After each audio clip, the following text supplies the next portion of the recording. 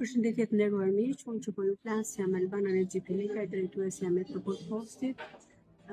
Gjithashtu një prej përkthyeseve MNZ të paktën nga italishtja në Shqip, për sa u përket këtë vjetrar.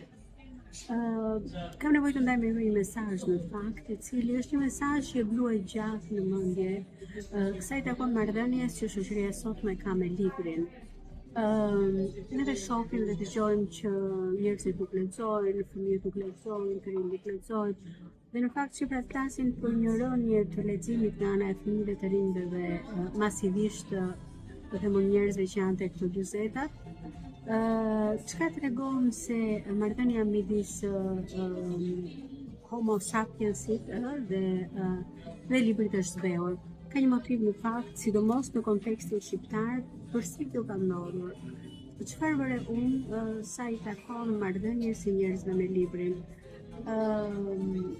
Njerëzit e duan librin vërtet për të dalë foto, por me sa kuptoj unë, janë të paktë ata që e shijojnë atë deri në fundit të sotme dhe natyrisht njohin dhe autorët, njohin dhe përkthyesit, njohin edhe vështirësinë e këtij profesioni.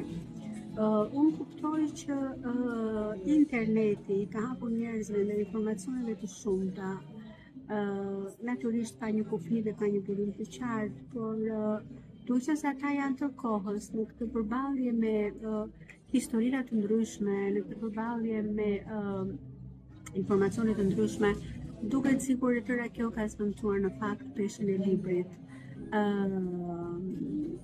Ajo që unë të them është që në qoftë se njerëzit nuk, nëse ne nuk lexojmë, nëse njerëzit nuk lexojnë, ata do të jeteni vetëm të varfër shpirtërisht, por e të varfër sa i takon botës imagjinare, sepse brenda një libri ka gjithmonë një histori për të dëgjuar, një histori për të kuptuar dhe një histori për cilës ne dhe kemi gjithmonë çfarë të mësojmë.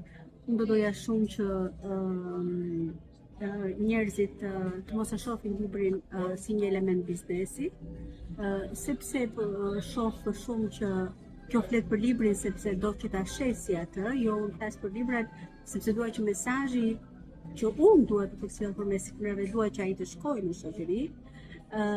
Pra do doja ta shih këtë librin si një vlerë shpirtërore, si një investim shumë i madh shpirtëror, i cili përpiqet të krijojë ura shpirtëror komunikimi për të ndërtuar atë që quhet ndryshe dhe një elitë intelektuale dhe shpirtërore e një kombi. Shpresoj që ky mesazh